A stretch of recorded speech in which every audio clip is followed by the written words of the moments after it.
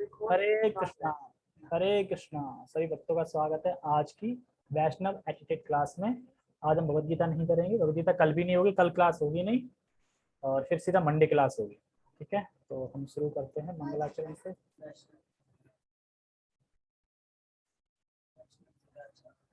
Okay. ओम अज्ञानतिमिरान्धस्य ज्ञानञ्जनशलाकया चक्षुरुन्मीलितं येन तस्मै श्रीगुरुवे नमः। श्रीचैतन्यमनोभीष्टं स्थापितं येन भूतले स्वयं रूपकदा मह्यं ददाति सत्पदान्तिकं। वन्देऽहं श्रीगुरो श्रीयुतापदकमलं श्रीगुरून् वैष्णवांश्च श्रीरूपं साग्रजातं सहगण रघुनाथान्वितं तं सजीवम् साधुवेतं सावधूतं परिजन सहितं कृष्ण चैतन्य देवं श्री राधा कृष्ण पादान सहगण ललिता श्री विशाखांत विशां च। हे कृष्णा करुणा सिंधु दीनबंधु जगतपते गोपेश गोपिका कांता राधा कांता नमस्ते। तप्त कांचना गौरांगी राधे वृंदावनेश्वरी वृषभानुसुते देवी प्रणमामि हरिप्रिये। वाञ्छाकल्पतरुभ्यश्च कृपा सिन्धुभ्यैव च पतितानां पावनेभ्यो वैष्णवेभ्यो नमो नमः। जय श्री कृष्णा चैतन्य प्रभु नित्यानंद श्री अद्वैत गदाधर श्रीवासादि गौर भक्तवृंद।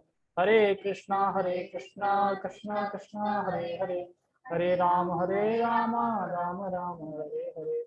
रामाय रामभद्राय रामचंद्राय वेदसे रघुनाथाय नाथाय सीताया पते नमः। नमो विष्णुपादाय कृष्णपृष्ठाय भूतले श्रीमते भक्ति वेदांत स्वामिने इति नामिने। नमस्ते सारस्वते देवे गौरवाणी प्रचारिणे निर्विशेष शून्यवादी पाश्चात्य देशकारिणे। हरे कृष्णा। ओके, तो हम शुरू करते हैं। माउस कहाँ गया? ओहो शिट, आंधी आ रही है क्या? नहीं, मौसम तो ठीक है। ओके, पंखा ज्यादा मत चलाइए, बंद कर दियो। ठीक है, तो आज हम सीखेंगे, क्या सीखेंगे? बोलना। आज हम बोलना सीखेंगे। क्या बोलना सीखेंगे? बोलना नहीं आता क्या हमको? नहीं, किस तरीके से बोलना चाहिए वो हम सीखेंगे। बोलना तो आता है। ये दिखाई दे रहा होगा? ठीक है, दिखाई दे रहा होगा। तो कल हमने मतलब पिछले क्लास में इसमें सीखा था कि कीर्तन कैसे करते हैं, कीर्तन का सीखा था, और नृत्य, कीर्तन और नृत्य सीखा था। अब आज हम बोलना सीखेंगे कि भक्तों को कैसे बोलना चाहिए, मतलब कहाँ बोलना चाहिए, क्या बोलना चाहिए, कितना बोलना चाहिए, क्या नहीं बोलना चाहिए, ये सब चीजें हम सीखेंगे। चल जाएगा, ठीक। बोलना, पहला पॉइंट है, हमारी बोलने की इच्छा अत्यंत तीव्र होती है तथा मौका पाते ही हम बोलना आरंभ कर देते हैं। मतलब बोलने की जो तीव्रता है वो हमारी इतनी है कि जहां मौका मिला वहां सीधा बोलना स्टार्ट कर देते हैं। हम ये नहीं सोचते कि ये सही है बोलना या नहीं सही है, या दूसरे के दुख हो सकता है इसे बोलने से, या दूसरे को कोई कष्ट हो सकता है, या कोई दिक्कत आ सकती है, सीधा बोलना स्टार्ट करते हैं। देखते हैं ना कि कहीं भी जाओ तो कुछ बात चले, तीसरे तुरंत बोलने लगे, मतलब कुछ भी अपना प्रचार करना स्टार्ट कर देते हैं। परंतु यदि हमारा बोलना कृष्ण कथा से संबंधित नहीं है तो वह बोलना निरर्थक ही होता है। हम जो भी बोलते हैं, किसी से भी बोलना है, रिश्तेदारों से, घर में, बाहर, ठीक है, तो ऑफिस छोड़ के, ऑफिस में तो दिखावटी बोल रखना पड़ता है। तो हमें देखना है, सोचना है कि हम जो बोल रहे हैं कृष्ण से संबंधित है या नहीं। जैसे कहीं से बात स्टार्ट करी, तो बात किसी स्टार्ट करी तो बात भले ही भौतिक से स्टार्ट हो, ठीक है, लेकिन तुम किसी न किसी कृष्ण के रूप में जाके वो बात को ले जाओ। जैसे कि एग्जाम्पल, कोई येलो कपड़े पहन के आया है और उससे बात हो रही है, तुम्हारे कपड़े बहुत अच्छे हैं, पता है येलो कलर कृष्ण को बहुत पसंद है, कृष्ण येलो ही पहनते हैं, पीठधारी हैं, तो होगी ना कृष्ण संबंधित के नहीं हो गए, कृष्ण आ गए ना उसमें। कोई अच्छी हेयर स्टाइल है तो उसको कृष्ण पे लगा दो, ठीक है, कोई ज्यादा सच के आया है तो कृष्ण पे लगा दो, किसी ज्यादा डोले सोले हैं तो बलराम पे लगा दो, बलराम के मतलब लड़ने में। तो हमें यही देखना है कि हमें जब भी बात स्टार्ट करनी है, भले ही भौतिक हो, बट हमें उसका अंत कृष्ण कथा पे करना है। क्योंकि अगर हम ऐसा नहीं करेंगे तो हमारा बोलना निरर्थक हो जाएगा। निरर्थक मतलब बेकार हो जाएगा, कोई फायदा नहीं बोलने से, मतलब जो वाणी तुमने खत्म खराब मतलब बोल के खराब की, वेस्ट कर दी वाणी को। और जबकि बताते हैं कि सबसे ज्यादा जो क्रियाएं होती हैं शरीर के बोलने में ही होती है, मतलब सबसे ज्यादा एनर्जी खत्म होती है बोलने से ही होती है। तो हमें बोलना बहुत सोच समझ के बोलना चाहिए। तो यहाँ पे बता रहे हैं कि कृष्ण से संबंधित हो, हमें वही बोलना चाहिए। जैसे आज तो ज्यादातर कृष्ण से संबंधित ही बोले, आज तो कुछ बोला नहीं होगा, कहीं मौका ही नहीं मिला। तुमने बोल लिया होगा बहनों से थोड़ा बहुत, ठीक है, और बाकी तो किसी ने बोला नहीं होगा। हाँ, अभिषेक ने बोला नहीं, अभिषेक तो अलग समाधि में चले गए होंगे, जब आए होंगे रिश्तेदार तो तुम समाधि में चले गए होंगे ना, ऊपर अलग। हाँ ठीक है, दूर ऐसी जगह तो क्या करना है, कोई साथ देने वाला नहीं है कृष्ण के अलावा, ठीक है। फिर कहेंगे अच्छा थोड़ा थोड़ा प्रैक्टिकल भी तो होना चाहिए। तो भगाओ मत, ठीक है, सम्मान करो, लेकिन अपनी चीज तो करो ना।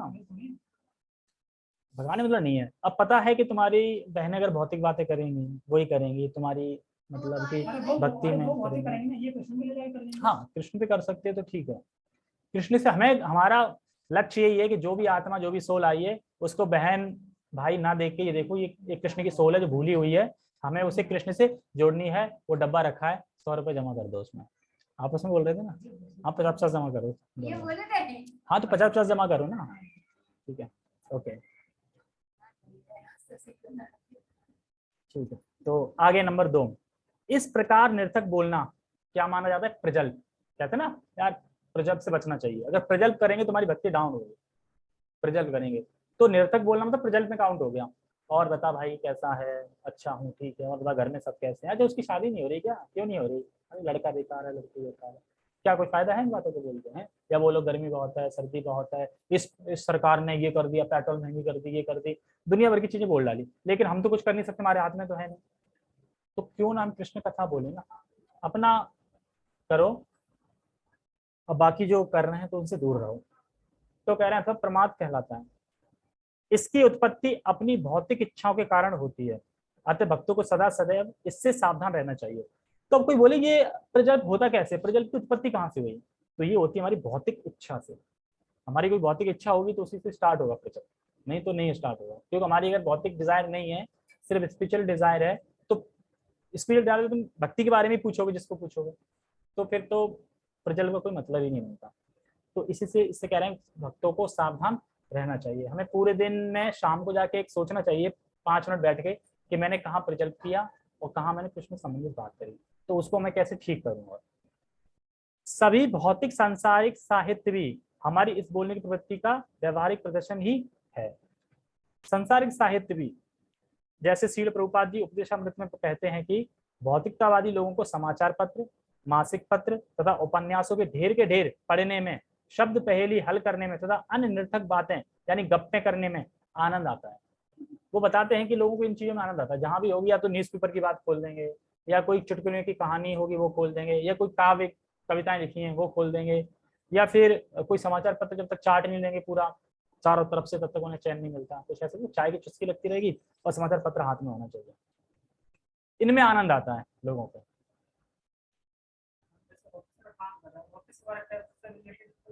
तो बोलते हैं प्लास्टिक स्मेल रखनी ना वहाँ पे। प्लास्टिक स्मेल मतलब है ऊपर से रखना है, हृदय में से तो भगवान का भजन करते रहो, भगवान चिंतन करते रहो। वो तो हमारा आदान प्रदान सिर्फ वहीं तक का है, मतलब ऑफिस में ही, ऑफिस की जरूरी चीजों से तुम बात कर रहे हैं, फालतू वहां भी नहीं बोलना है। ऑफिस में कुछ काम है, उसके वजह से तुम्हें कुछ बोलना पड़ रहा है कि सर ये फाइल कहाँ रखी है, तो बोलोगे ना, वो बोलना है, दैट्स इट।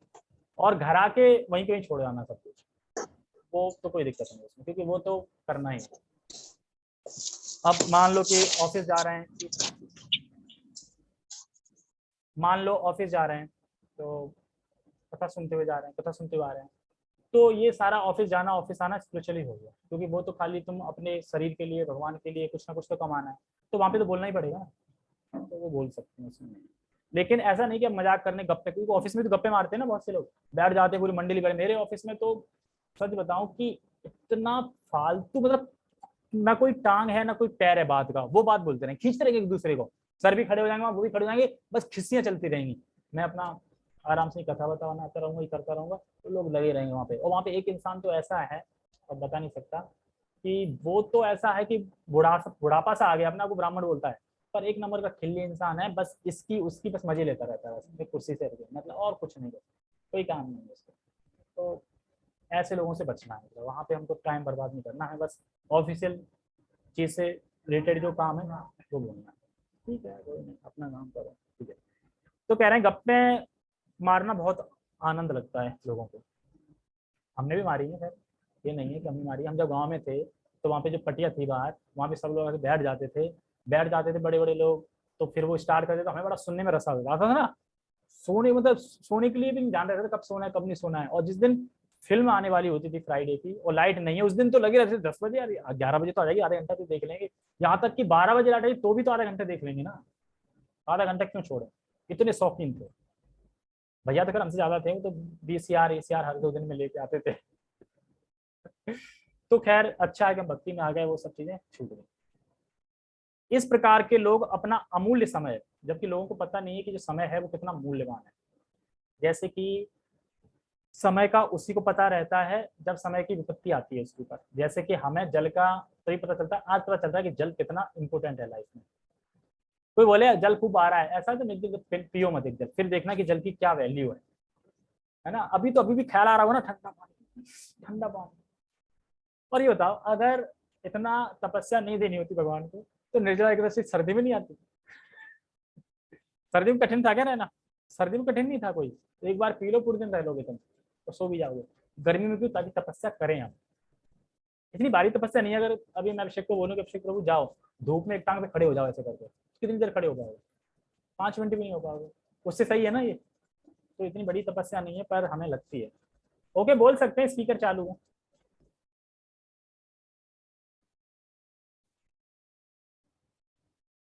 बोल रहे हैं? नहीं बोल रहे? ठीक है। ओके, हम कहाँ पे थे? हाँ। तो इस प्रकार लोगों का अपना अमूल्य समय है, शक्ति उसका वो व्यर्थ ही गंवा रहे हैं। पाश्चात्य पाश्चात्य देशों में होगा, पाश्चात्य देशों में सेनावृत्त लोग अपना खाली समय ताश खेलने में, मछली पकड़ने में, दूरदर्शन देखने में, ये तो पता ही होगा ना, दूरदर्शन तो देखा ही ना, देखने में, सामाजिक राजनीतिक विषयों के वाद विवाद में व्यर्थ गवाते हैं ना लोग। कुछ लोग होंगे ना, बैठ जाएंगे ताश खेलेंगे, पूरे दिन लगे रहेंगे ताश, सुबह से बिछा लेंगे शाम तक, रात तक अंधेरे नहीं होते तक लगे रहेंगे, समय व्यर्थ किया। कुछ दूरदर्शन देखते रहेंगे, कुछ सामाजिक राजनीति की बातें करते रहेंगे, उसने ये कर दिया, कांग्रेस ने ये कर दिया, ये वो। और कुछ वाद विवाद में लगे रहेंगे, नहीं मैं सही कह रहा हूँ, अरे तुझे पता है उसने ये कर दिया, अरे तुझे पता है उसने वो कर दिया। लोग ना बहस करते रहते हैं। तुम्हें क्या पता, हमें सब पता है उनके पोल पट्टी। बोलते हैं ना, क्या करना है किसी की पोल पट्टी से, माला कर देंगे, उसमें हाथ डाले माना। तो इन सभी तथा अन्य अनेक बातों का समावेश प्रजल्प में होता है। तो ये सारी चीजें जो बताई गई हैं ये सब प्रजल्प में काउंट होती है। उसमें जूम पे हो, पढ़ रहे हो वैष्णव के? कुछ और पढ़ रहे हो? कृष्ण भावनामृत की ललक यानी रुचि रखने वाले बुद्धिमान मनुष्य को इस प्रकार के कार्यकलापों के कदापि सहभागी नहीं होना चाहिए। यानी जहाँ कहीं भी ये चीजें हो रही हैं, हमें वहां भाग नहीं लेना है। कुछ काम है तो अपना काम प्रस्तुत करो वहां पे और वापस आ जाओ, भाग नहीं लगे खड़े रह गए। देखते ना कि लोगों को पहुंचा रहे, बुला के लाना, वो गए बुलाने और वो भी चिपक गए वहीं पे। जैसे कि एक कथा आती है कि एक बार जो पांडव थे, जैसे निर्जला एकादशी, पांडव निर्जला एकादशी चल रही है, तो ये जंगलों में भटक रहे थे, जंगलों में मतलब कर रहे थे, घूम रहे थे अपना।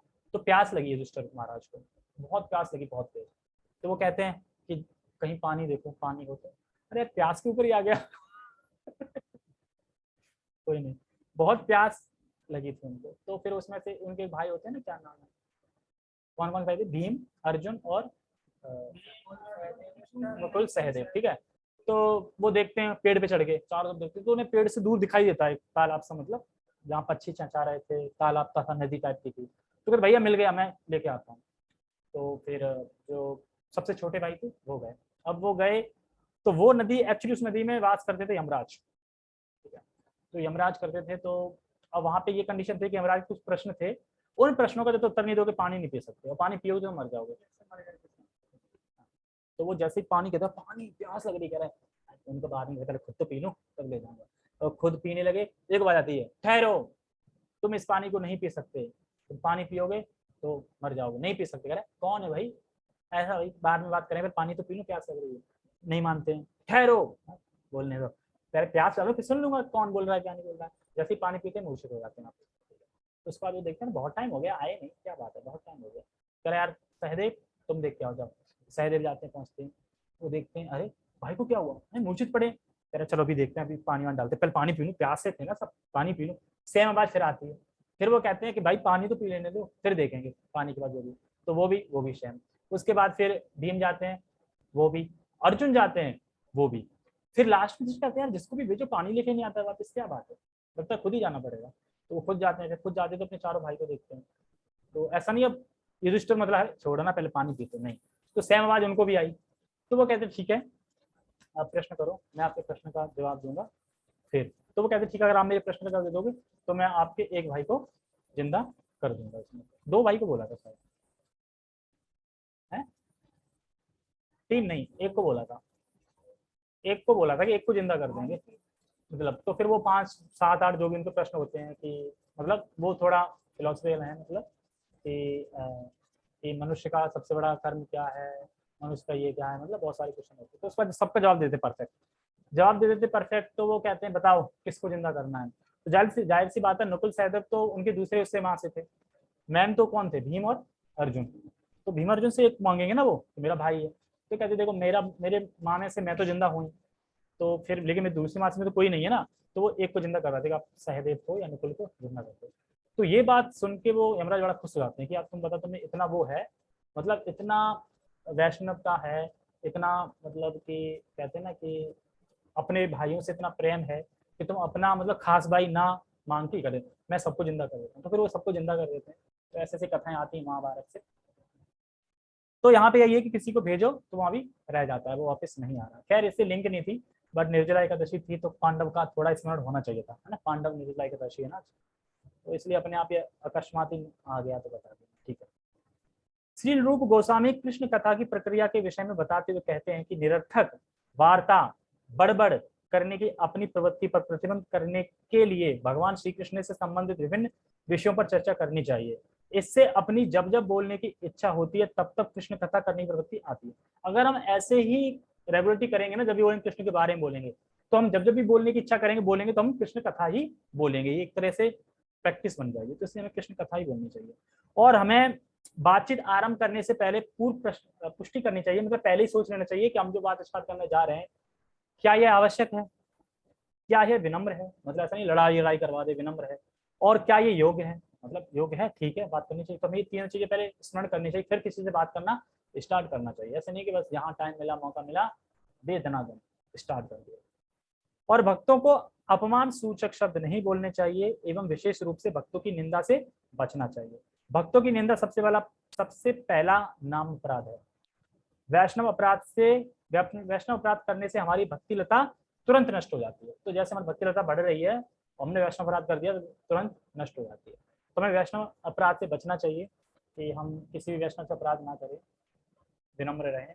और ये कैसे कर पाएंगे, भगवद गीता पढ़ के, वैष्णव पढ़ के, भागवतम सुन के, प्रवचन सुन के, कथा सुन के, ये सब चीजें पता कर पाएंगे, ठीक है। तो ओके, इतना ही लेंगे, ज़्यादा नहीं लेंगे, सब लोग घबराए हुए हैं कि सोना है सोना है। ठीक है, तो यहाँ पे सब अनम्यूट करके मुझे बताएं कौन निर्जला एकादशी रख रहा है इसमें।